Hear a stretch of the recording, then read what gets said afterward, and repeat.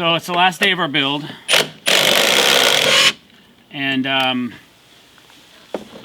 redoing something that I don't like how it turned out. So sometimes as the boss you gotta make decisions, and there's something going on here that I wasn't crazy about, so I'm rebuilding it, and it's just a stupid little detail, but you know, sometimes you gotta do what you gotta do. So that's what I'm doing. I'm gonna make this fit a little bit nicer. It was fine until I started trying to wrap this little section. It's a small detail, but you kind of see it when you're walking by, and it was bugging me, and I just didn't like it, so gotta fix it. It's a skirt board, which looked great from this angle, but nothing was trimmed out underneath here, so it didn't look so good when you're looking at it from this way. So once I get this facade in here, you'll still see a little bit of the framing of the stair, but I think that's acceptable. Before, the way it was sitting, it wasn't looking too good. So that's what the problem is. So what's up with Calvinator? What's that tool or add-on to the drill that makes you drill at a 90? It's called a 90-degree bit. Oh, it's pretty self-explanatory then. Kinda. But, you know, it can be, this thing has just been a pain in my rump shaker, man. So, struggles of caulking. We've got a bug just trying to make this his home. And it doesn't seem to matter how many times I bring his ass off. He wants to come back, so... Bye now. It just disappeared. So, I taped off this part of the wall, and I was gonna caulk on both sides of the door, and then we cut the rubber to where you can't see it anymore. But they are going to be putting in some accordion doors, so if we caulk this now, we're only going to make it harder for the guys that are coming next. So we're going to leave the rubber so that the accordion door guys can roll it up and help out with no chance of it ever leaking, and then we're just going to leave this caulk free. And if you guys don't know what this tape is right here, this is the Nichigo G tape. It's their green tape for caulking and painting, and it works really well, and it does a pretty good job of not taking the paint off when you take it back off after you're done caulking. We're almost finished with everything. We just have these little post cap covers that slide into each other and give it a nice little finished look, so you can't see the fasteners. We can set this down now.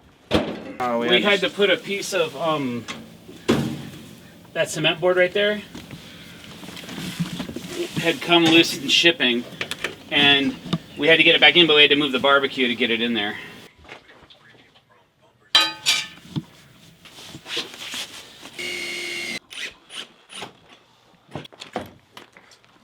Is what you're doing the last thing? I think there's one more thing I need to do, but I can't recall what it is at this second in time. But yeah, I think this is like the last little thing. When you're on a project this big, you just need to go through and double check every nut, bolt, screw, and just make sure everything's done. You don't have to come back and add a fastener, or, oh, I forgot this, or this is falling apart. You just kind of go back and double check everything. At least I do. Just take a quick look at it. Try to appreciate it while you're doing it as well, but that's a little more of a challenge. Usually won't get a lot of time to do that in our projects. So, this all looks good. Oh, okay, I need to paint. So G-Tape makes some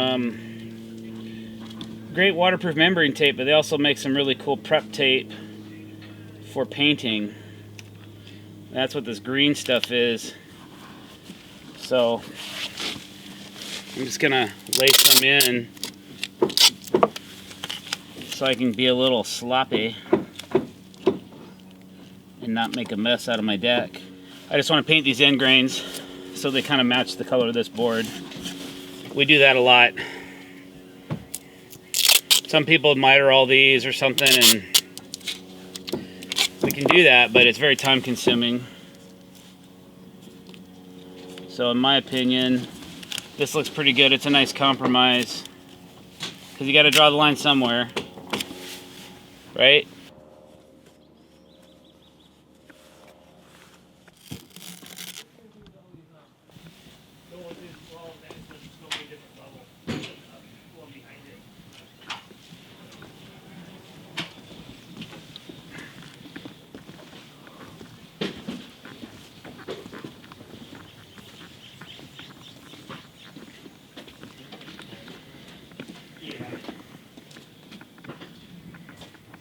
I think we're good. Andy from nowhere. I didn't even know you were there. Yes, I forgot one gusset, so I'm going to cut it down real quick to make it the right size because it's going underneath the gutter, just so it doesn't look uneven with the other ones. And then, actually staring right behind you, I see one more than I need to do. So, yes, one more gusset to install after this, and then I have to grind off the screws underneath the porch so that the kids don't get hurt if they play under there. And then after that, it's just cleaning, and we're out of here.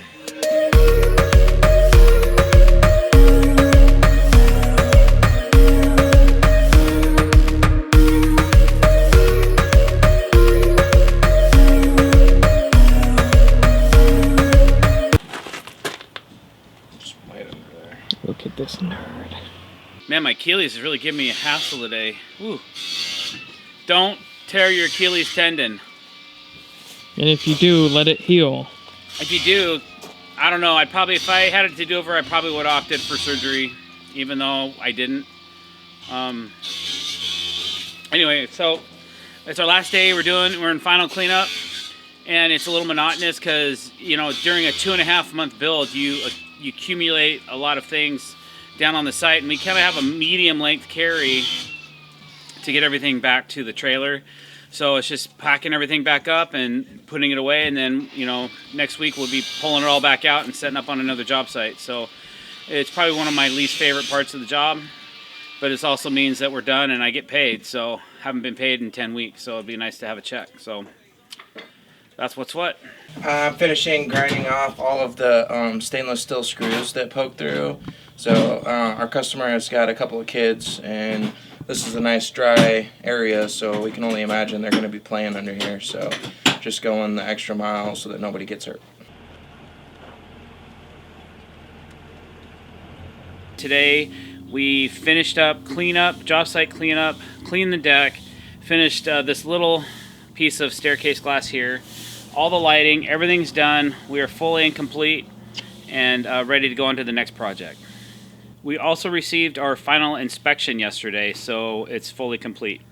So let's go over all the features that are on this deck. First thing is the decking itself is TimberTech product. It's their TimberTech AZEK line. So the colors are Coastline and Dark Hickory.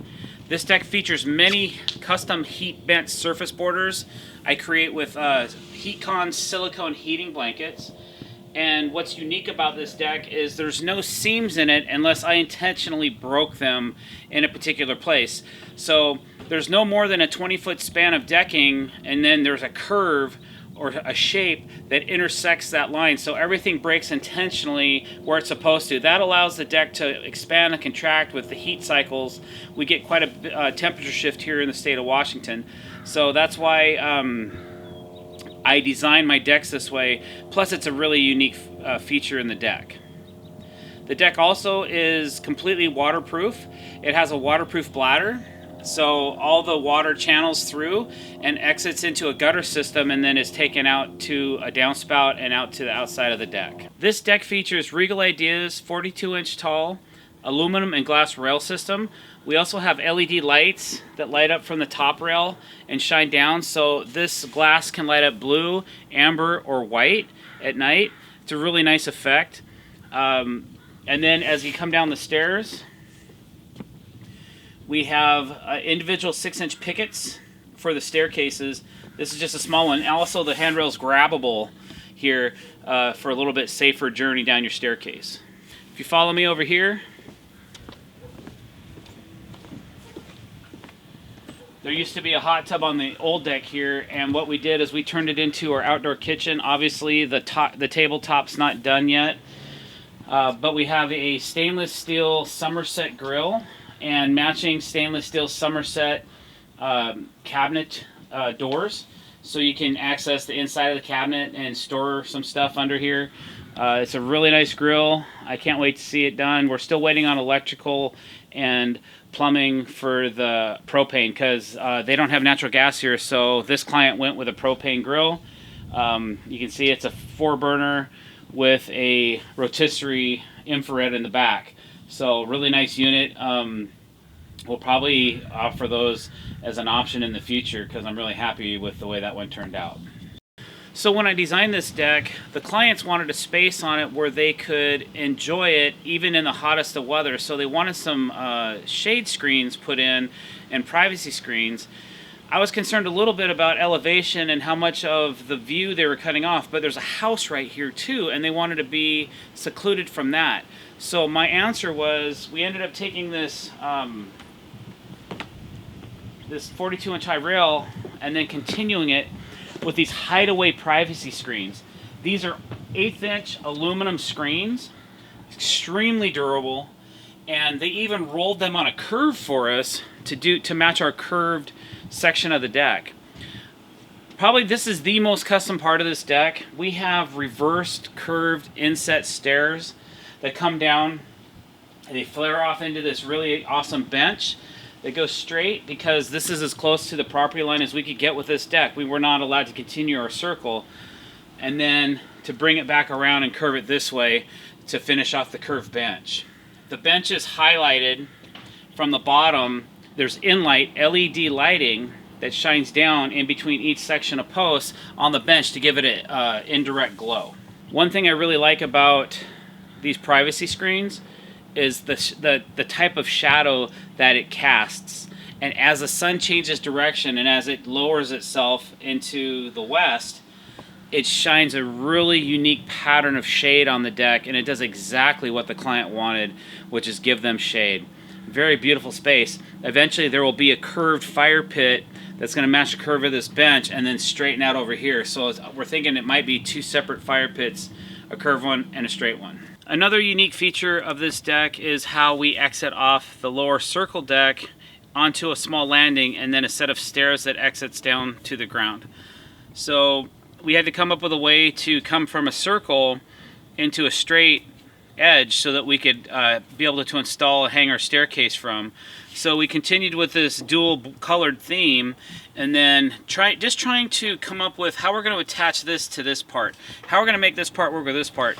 These last couple weeks have been really intense, trying to figure out all the little details to make this deck work and make it flow, so you don't see all the little nuances that a lot of people can pick up on when they're finished with something. We try to be as seamless and as flowing as possible. Again, have that grabbable handrail on this Regal Ideas railing. We got coastline decking stair treads with dark hickory borders, and then a really cool feature that I personally really like. We took some 1x12 AZEK coastline fascia and we used it as skirting on this deck. So we didn't skirt the entire deck off, but we skirted some areas that we thought it would make it look really nice and keep it really clean looking.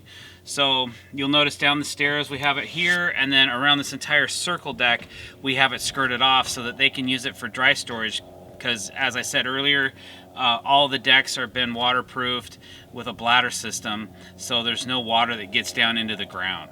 Hey guys, thanks for watching. If you like what you saw, please click the subscribe button. And if you want to be notified every time we put out new content, please also tick the notifications bell on the screen. I appreciate it. Thank you for watching. Have a great day.